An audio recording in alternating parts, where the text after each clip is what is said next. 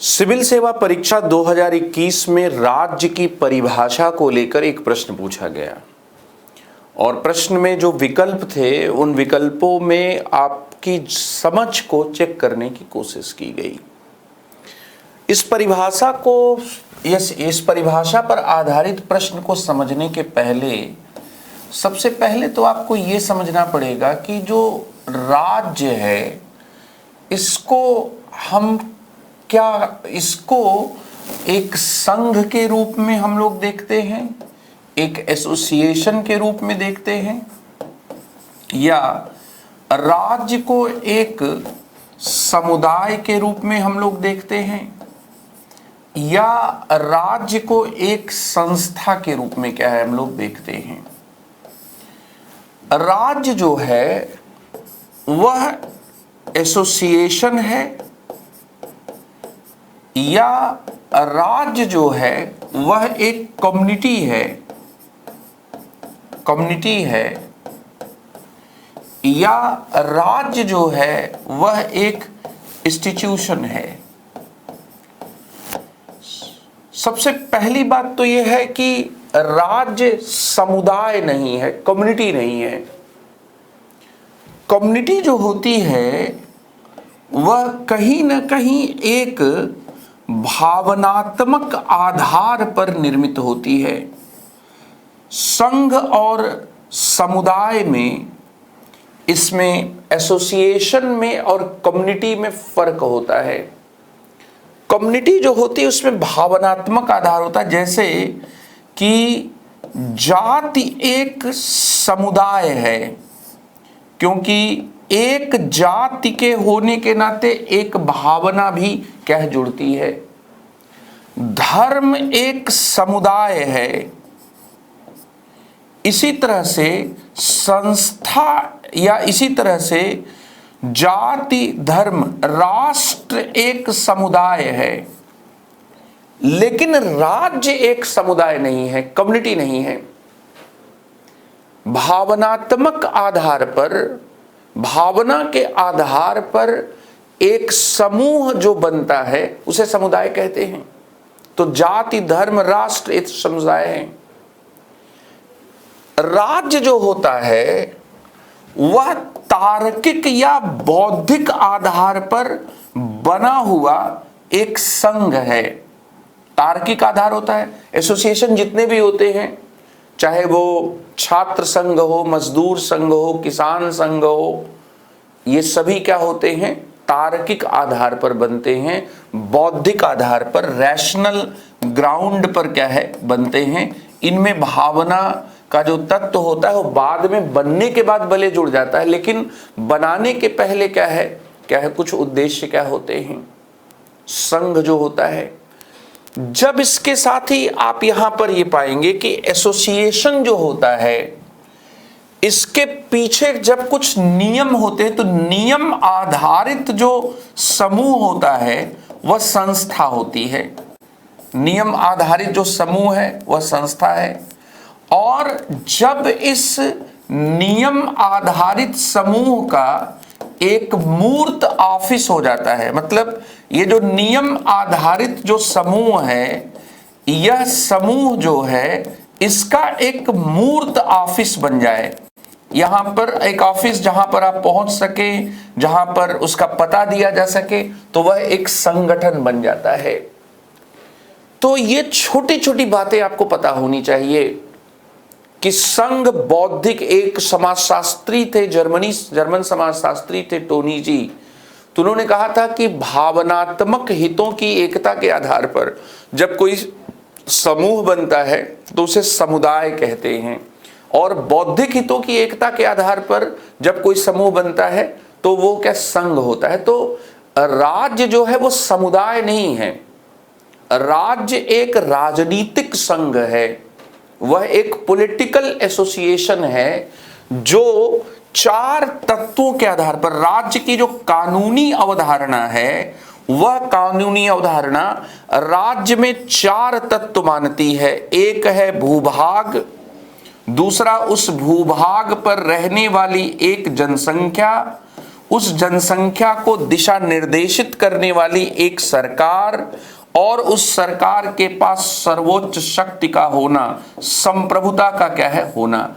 तो भूभाग, जनसंख्या, सरकार और संप्रभुता, ये राज्य के क्या होते हैं, चार तत्व होते हैं। एक निश्चित भूभाग पर रहने वाली जनसंख्या पर आदेश निर्देश देने वाली सरकार हो और उस सरकार के पास सर्वोच्च शक्ति हो, अपने देश के लोगों पर कानून बनाने की सर्वोच्च शक्ति हो और दूसरे देशों के लोगों से समझौता करने की शक्ति हो, उसे संप्रभुता कहते हैं। तो चार तत्व होते हैं। अब ये जो क्वेश्चन है, ये क्वेश्चन इसी समझ पर आधारित है। ये दरअसल भारतीय संविधान में जो राज्य की परिभाषा है अनुच्छेद 12 में, तो उस परिभाषा पर, या भारतीय संविधान में जो प्रदेश के लिए राज्य शब्द प्रयोग किए गए हैं, प्रांतों के लिए जो राज्य शब्द प्रयोग किए गए हैं, या अंतर्राष्ट्रीय संबंधों में जो राज्य शब्द जो है वह अंतर्राष्ट्रीय संबंधों की एक क्रियात्मक इकाई के रूप में जिस रूप में प्रयोग किया जाता है, उससे संबंधित नहीं है। ये दरअसल राज्य की जो बुनियादी डिफिनीशन है, उस बुनियादी डिफिनीशन से क्या है, जुड़ा हुआ है। अब अगर इस बुनियादी डिफिनीशन के आधार पर आप देखेंगे तो ये सवाल है कि व्यक्तियों का एक समुदाय जो बिना किसी बाह्य नियंत्रण के, बिना किसी बाह्य नियंत्रण, एक्सटर्नल कंट्रोल नहीं है, तो सॉवरेनिटी की बात यहां पर कहीं ना कहीं संकेतित हो रही है। बिना किसी बाह्य नियंत्रण के एक निश्चित भूभाग में स्थायी रूप से निवास करता है और जिसकी एक संगठित सरकार है। दरअसल state is not a community, you must understand. Community नहीं है स्टेट, नेशन एक कम्युनिटी है, कास्ट एक कम्युनिटी हो सकती है, स्टेट एक कम्युनिटी नहीं है। State is A political association. इसलिए यह शब्द जैसे ही प्रयोग किया गया ये गलत हो गया। ये जो शब्द है जैसे प्रयोग किया, क्योंकि अभी मैंने आपको बताया कि समुदाय, संघ, संस्था, संगठन, इनमें अंतर होता है।